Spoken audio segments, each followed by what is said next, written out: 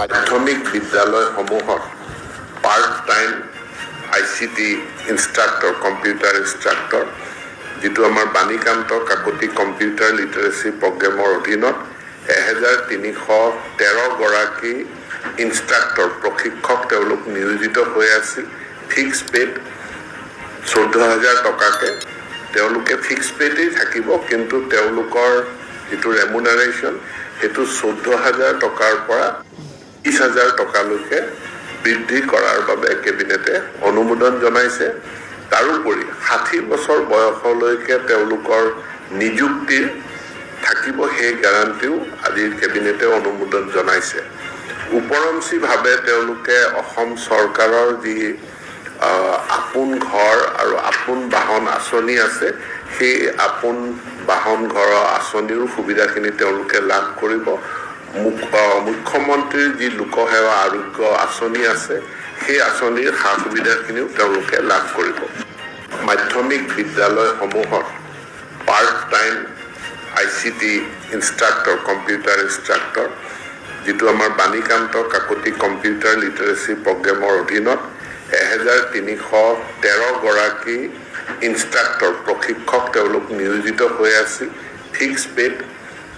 14000 টকাকে তেওঁলোকে ফিক্স পেডেই থাকিব কিন্তু তেওঁলোকৰ যিটো ৰেমুনাৰেশ্যন হেতু 14000 টকাৰ পৰা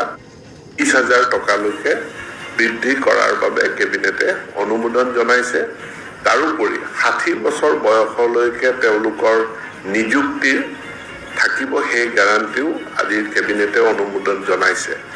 উপৰঞ্চিভাৱে তেওঁলোকে অসম চৰকাৰৰ যি আপোন ঘৰ আৰু আপোন বাহন আঁচনি আছে সেই আপোন বাহন ঘৰ আঁচনিৰ সুবিধাখিনি তেওঁলোকে লাভ কৰিব মুখ্যমন্ত্ৰীৰ যি লোকসেৱা আৰোগ্য আঁচনি আছে সেই আঁচনিৰ সা সুবিধাখিনিও তেওঁলোকে লাভ কৰিব মাধ্যমিক বিদ্যালয়সমূহত